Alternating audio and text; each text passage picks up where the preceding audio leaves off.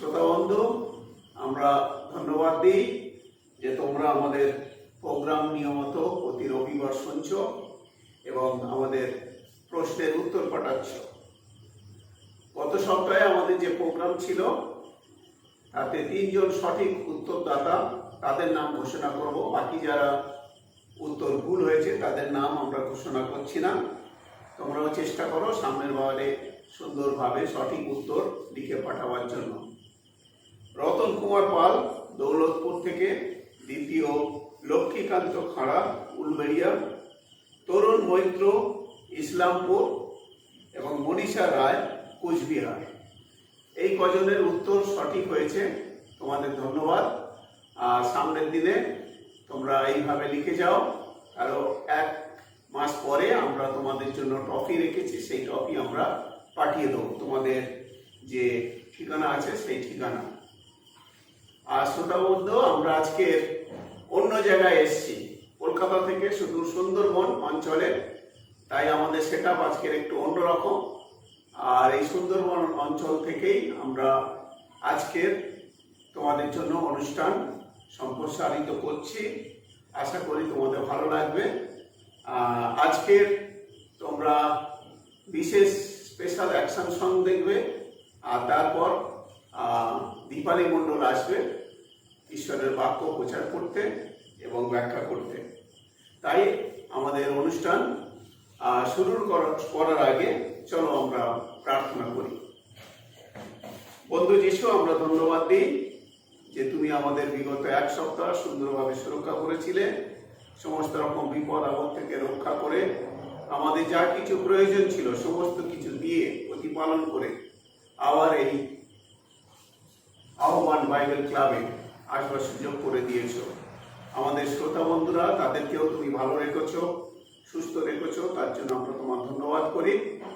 আজকে যে অনুষ্ঠান আমরা এখন করব, সাহায্য করো যেন আমরা সবাই বুঝতে পারি এবং তোমাকে গৌরব দিতে পারি, তোমার বিষয়ে আমরা জানতে পারি, আমাদের হৃদয়ের মধ্যে তোমার বাক্য ধরে রাখতে পারি।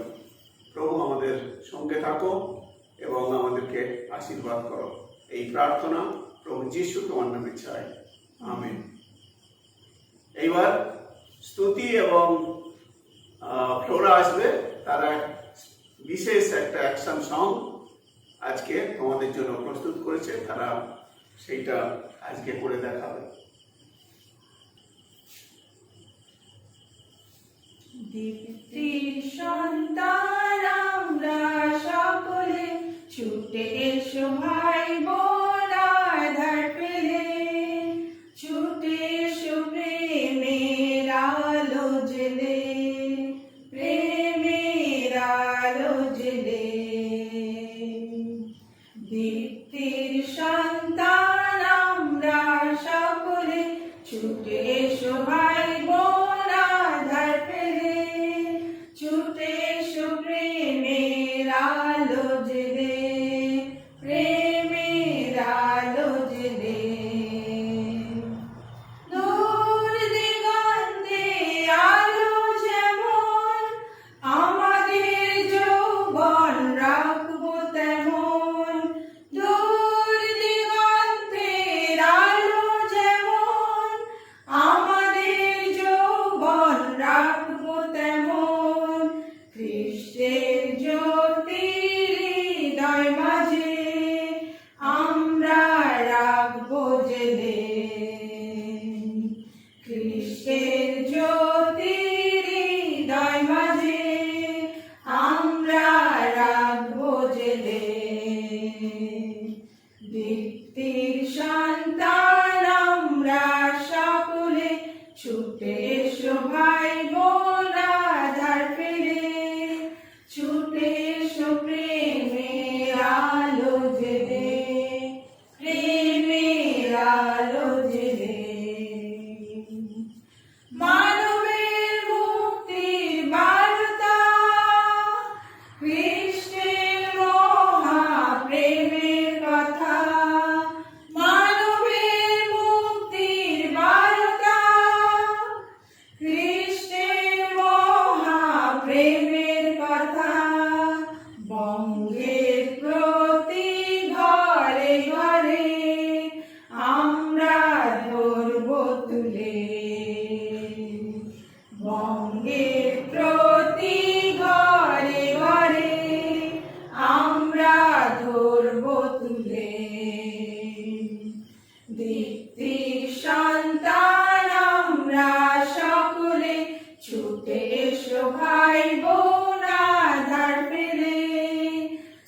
ছুটে এসো প্রেমের আলো জেলে, প্রেমের আলো জেলে। দীপ্তির সন্তান আমরা সকলে। হ্যালো শ্রোতা বন্ধু, জয় যিশু। তোমাদের সকলকে এবিসি অনুষ্ঠানের পক্ষ থেকে ভালোবাসার শুভেচ্ছা এবং নমস্কার। আজকে আমরা জ্যোতির বিষয়ে আলোচনা করব। তোমরা দেখতে পাচ্ছ একটা ক্যান্ডেল জ্বলছে, তার মানে কি এটা হচ্ছে দীপ্তি বা জ্যোতির বিষয়ে সাক্ষ্য। এখানে আমি বাইবেল থেকে একটা পড়ছি, যেটা লেখা আছে যোহন 8 অধ্যায় 12 থেকে 13 পদ। তোমরা মন দিয়ে শোনো, হ্যাঁ, কি লেখা আছে দেখো, কত সুন্দর কথা। যিশু আবার লোকদের কাছে কথা কহিলেন, তিনি বলিলেন, আমি জগতের জ্যোতি। যে আমার পশ্চাৎ আইসে সে কোনো মতে অন্ধকারে চলিবে না, কিন্তু জীবনের দীপ্তি পাইবে। এটা যেমন যিশু বললেন আমি জগতের জ্যোতি, আরো এক জায়গায় তিনি বলছেন যে তোমরা জগতের জ্যোতি। এসব আন্টি আছে আমার কাছে, মতিলিখিত সুসমাচার তার 5 অধ্যায় 15 পদ থেকে 16 পদ। তোমরা জগতের দীপ্তি, পর্বতের উপরে স্থিত নগর গুপ্ত থাকিতে পারে না, আর লোকে প্রদীপ জ্বালিয়া কাঠার নিচে রাখে না, কিন্তু দীপাধারের উপরেই রাখে, তাহাতে তাহা গৃহস্থিত সকল লোককে আলো দেয়। তদ্রূপ তোমাদের দীপ্তি মনুষ্যদের সাক্ষাতে উজ্জ্বল, যেন তাহারা তোমাদের সৎ ক্রিয়া দেখিয়া তোমাদের সমস্ত ক্রিয়া গৌরব করে। এই আমি প্রথমে প্রভু যিশু বলছেন যে আমি জগতের জ্যোতি, তাই না? তারপরে তিনি আবার বলছেন তোমরা জগতের দীপ্তি। কিরকম ভাবে হয়? তিনি হলেন জ্যোতি, তাহলে আমি যদি তোমাদের দেখাই যে তিনি হলেন জগতের জ্যোতি, ইনি হলেন প্রভু যিশু, যিনি হলেন জগতের জ্যোতি।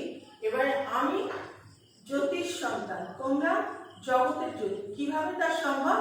যখন আমি প্রভু যিশুকে বিশ্বাস করব এবং তাকে আমার জীবনে আমার মুক্তিদাতা রূপে গ্রহণ করব, এবং আমি নূতন যখন জীবনযাপন করব তার সন্তান রূপে আমি পরিগণিত হব, তখন কিন্তু তার যে জ্যোতি সেটা আমার মধ্যে প্রকাশিত হবে।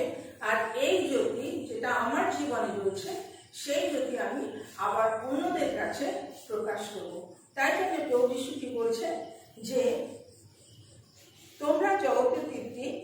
পর্বতের উপরে, মনে করো পাহাড়ের উপরে একটা বড় নগর আছে, এই নগরকে আমরা কেউ লুকিয়ে রাখতে পারবো না, যেহেতু সেটা অনেক উপরে, সেই জন্য কি হয়, সকলেই সেই পর্বতের উপর থেকে সেই নগরকে দেখতে পাবে, সেটাকে কেউ লুকিয়ে রাখতে পারে না।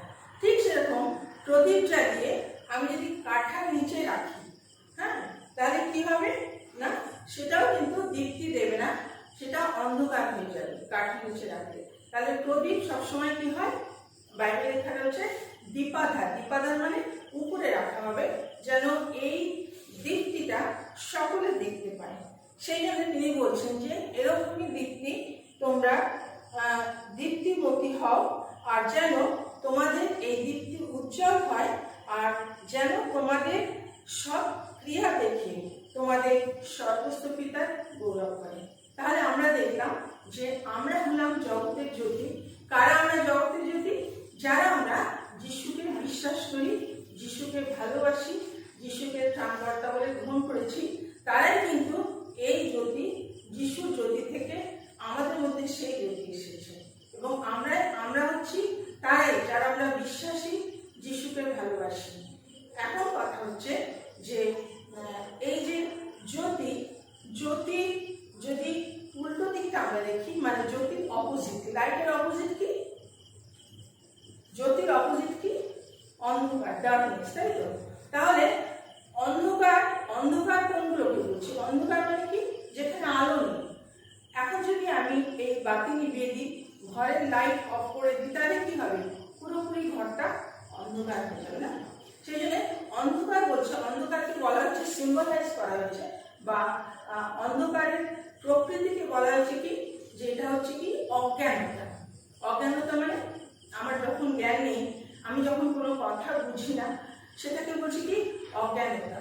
আর আলো হচ্ছে নলেজ, অর্থাৎ যখন আমি ভালোভাবে জানতে পারি, যখন আমি যিশুকে ভালোভাবে চিনতে পারি, সেটাই হচ্ছে কি আলো। তাহলে অন্ধকার হচ্ছে, যেটা হচ্ছে অন্ধকার, অন্ধকার হচ্ছে ভয়ের চিহ্ন। যখন মনে করো কোনো অন্ধকারের ঘর বা অন্ধকার রাস্তায় দিয়ে তোমাকে যখন যেতে বলে, তখন তুমি ভয় পাবে, না বাবা যাবো না অন্ধকার। অন্ধকারের কাজ আমরা জানি না, আমাদের এই জগতে কত ঘটনা ঘটে গেছে অন্ধকারের কাজ। কিরকম? অনেক বড় বড় ব্যবসাদার, তারা অনেক টাকা ইনকাম করে, বড় বড় আলিশান হোটেল, এরকম আমরা দেখেছি না? কিন্তু পরে আমরা দেখছি কি সেগুলো সব কি হলো, নোংরা, ডার্টি, নোংরা কাজ, নষ্টামির কাজ। যখন তাদের পুলিশ ধরে নিয়ে গেছে, তাদেরকে জেলে পুরে দিয়েছে, এত বড় খ্যাতি অর্জন, এত সবাই চেনে, আজকে তার দুরবস্থা কি, সে জেলে বসে আছে। এটাই হচ্ছে অন্ধকারের কাজ। কিন্তু প্রভু যিশু বলছেন যে তোমরা দীপ্তিমতী হও, অর্থাৎ তোমরা আমার আলোকে আলোকিত হও।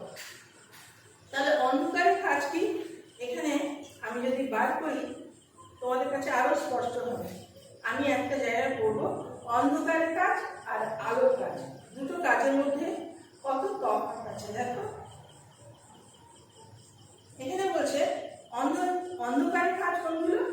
দুটো, একটা হচ্ছে আমাদের অন্তরের আত্মা যেমন, আর একটা হচ্ছে কি মাংস, আমাদের শরীরের মাংস। যখন আমরা জগতে বাস করি, আমরা মাংসে বসে আমরা চলি, তাই না? কিন্তু আমাদের প্রভু যিশু বলছে তোমরা জগতে থাকো, কিন্তু মন্দ জগতের মধ্যেও তোমাদের আলো বিকিরণ হোক লোকের মাঝে। অন্ধকারের কাজ কি বা মাংসের কাজ বলছে কি, গালাতীয় 5 অধ্যায় তোমরা শোনো, ভালো লাগবে। বেশ্যাগমন, তোমরা সবাই বড় না, তোমরা জানবে যে বেশ্যাগমন জিনিসটা কি। তারপর মানে নোংরা ভাবে জীবনযাপন করা, এটা আমরা সবাই জানি কি। অসুচিতা, অসুচিতা মানে যেটা পবিত্র না, অপবিত্র বিষয়, সেগুলোকে আমরা ভালোবাসি। তারপর হচ্ছে কি নানা প্রকার শত্রুতা। শত্রু কাদের হয়? যারা গন্ডগোল করে, অশান্তি করে, তাদেরই শত্রু হয়। তাহলে শত্রুতা। বিবাদ, বিবাদ মানে ঝগড়া। ঈর্ষা, ঈর্ষা মানে রাগ। তারপর হচ্ছে প্রতিযোগিতা। হ্যাঁ, প্রতিযোগিতা তোমরা বুঝছো, পড়ার প্রতিযোগিতা ভালো, কিন্তু সব প্রতিযোগিতা ভালো না। ওর বাড়িতে টিভি আছে, ভালো ঘর আছে, আমিও করবো, যেমন করে হোক। এই যে প্রতিযোগিতা, কিছু কিছু প্রতিযোগিতা খুবই খারাপ। আচ্ছা, তারপরে আছে বিচ্ছিন্নতা, মানে কি দূরে দূরে দল তৈরি করা, গ্রুপ তৈরি করা। হ্যাঁ, সমালোচনা, পরনিন্দা, পরচর্চা, এগুলোকে বলছে কি দলভেদ। তারপর বলছে কি মত্ততা। মত্ততা তোমরা সবাই জানো না, যখন কেউ কি করে মদ খায়, অ্যালকোহলিক, ড্রাগ নেয়, তারা কি হয় মেতে যায় উল্টো পাল্টা পথে। এই তারপর হচ্ছে রঙ্গরস, মদ খেয়ে মাত্রায় করা। এই ধরনের হচ্ছে তৎসদৃশ্য বিষয়। এগুলো কি সব অন্ধকারের কাজ বা মাংসের কাজ। কিন্তু যারা প্রভু যিশুকে ভালোবাসে বা তার জ্যোতিতে চলে, তারা কিরকম করে, তাদের তাদের যে চরিত্র, তাদের চরিত্রে কি কি দেখা যায় দেখো, এখানে লেখা আছে আত্মার ফল। একটা হলো মাংস, আমি বললাম একটা মাংস আমাদের শরীরে আছে, আরটা হচ্ছে আত্মা, সেটা হচ্ছে ভিতরকার বিষয়। যেমন জীবন্ত জল বলছিলাম, এমনি জল হচ্ছে যেটা আমরা খাই মাংসের জন্য, মাংসের পিপাসা মিটবে। জীবন্ত জল হচ্ছে আত্মাকে নিবারণ করে। ঠিক সেরকম এখানে আত্মার ফল বলছে কি প্রেম। প্রেম আমরা জানি আজকাল লোকের মধ্যে খুব প্রেমের অভাব, তাই না? প্রেম এখন আর জগতে নেই। যদি প্রেম থাকতো তাহলে আজকে ঝগড়াঝাটি হতো না, খুনোখুনি হতো না, কেউ কাউকে মেরে ফেলতো না, মার্ডার করতো না, কত রকমের অশান্তি হচ্ছে। আচ্ছা, তাহলে প্রেম, যে ভালোবাসে যিশুকে তার মধ্যে প্রেম থাকবে। আনন্দ, হ্যাঁ, যখন কেউ আনন্দ থাকে কোনো পরিবার, তখন কি অন্য পরিবার পাশ থেকে দেখে যে এই পরিবার কত আনন্দে আছে, কত মিলেমিশে আছে, বাবা মায়ের মধ্যে মিল আছে, ভাই বোনের মধ্যে মিল আছে, এই পরিবারটা কত শান্তিপ্রিয়।